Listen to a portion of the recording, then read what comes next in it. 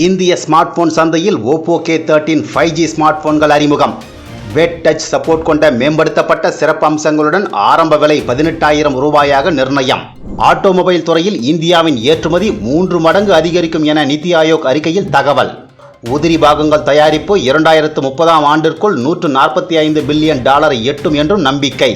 சென்னையில் புதிய வடிவமைப்பு மையத்தை திறந்தது பிரான்ஸ் கார் நிறுவனமான ரெனால்ட். இந்தியாவில் வடிவமைப்பும் கொள்கையில் முக்கிய முன்னேற்றம். இந்தியா அமெரிக்கா இடையே இருதரப்பு வர்த்தக ஒப்பந்தம் செப்டம்பர் மாதம் கையொப்பமாக வாய்ப்பு. சான் பிரான்சிஸ்கோ இந்திய வம்சாவளி மக்களிடம் பேசும்போது நிதியமைச்சர் நிர்மலா சீதாராமன் நம்பிக்கை. மைக்ரோ ஃபைனான்ஸ் கடனில் சிக்கல் இருப்பதாக அறிக்கை வெளியிட்டது இண்டஸ்இண்ட் வங்கி. மீண்டும் சரிய தொடங்கிய பங்கின் விலையால் முதலீட்டாளர்கள் கவலை.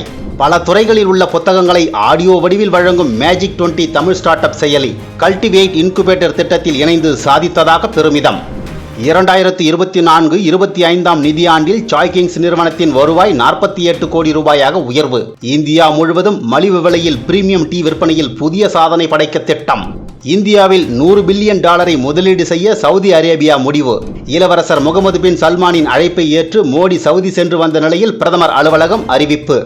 சொமோட்டோவின் தலைமை நிர்வாக அதிகாரி ராகேஷ் ரஞ்சன் ராஜினாமா. நிர்வாக மறுசீரமைப்பு நடவடிக்கைகளே காரணம் என தாய் நிறுவனமான எட்டர்னல் அறிவிப்பு.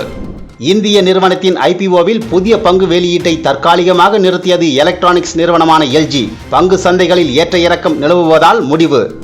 உலக வர்த்தக போரை இந்தியா சரியாக பயன்படுத்தினால் அடுத்த 3 ஆண்டுகளுக்கு அதன் வளர்ச்சியை யார் நினைத்தாலும் தடுக்க முடியாது.